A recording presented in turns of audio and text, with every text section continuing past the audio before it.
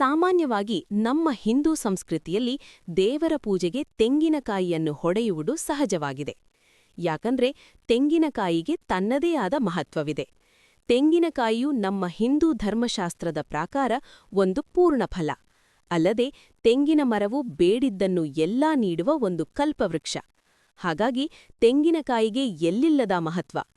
ದೇವರ ಪೂಜೆಯ ಸಮಯದಲ್ಲಿ ತೆಂಗಿನಕಾಯಿಯನ್ನು ಹೊಡೆದು 2 ಹೋಳು ಮಾಡಿ ದೇವರ ಮುಂದೆ ಇಟ್ಟು ಪೂಜೆ ಮಾಡುತ್ತೇವೆ.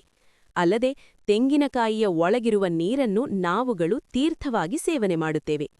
ಇನ್ನೂ ಹೆಚ್ಚಿನದಾಗಿ ಹೇಳಬೇಕೆಂದರೆ ತೆಂಗಿನಕಾಯಿಯು ಮನುಷ್ಯನ ತಲೆಯ ಸಂಕೇತ ಮತ್ತು ತೆಂಗಿನಕಾಯಿಯ ಮೇಲಿರುವ ಜುಟ್ಟು ಮನುಷ್ಯನ ತಲೆಯ ಕೂದಲಿನ ಸಂಕೇತ.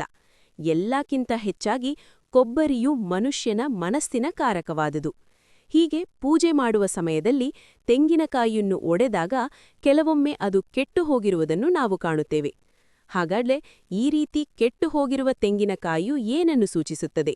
ಹೀಗೆ ಒಡೆದ ತೆಂಗಿನಕಾಯಿ ಕೆಟ್ಟಿರುವುದು ಶುಭ ಸೂಚಕವೋ ಅಥವಾ ಅಶುಭದ ಸೂಚಕವೋ ಎಂಬುದರ ಬಗ್ಗೆ ನಾವು ಒಂದಷ್ಟು ಮಾಹಿತಿಯನ್ನು ನಿಮಗೆ ನೀಡುತ್ತೇವೆ. ಬನ್ನಿ.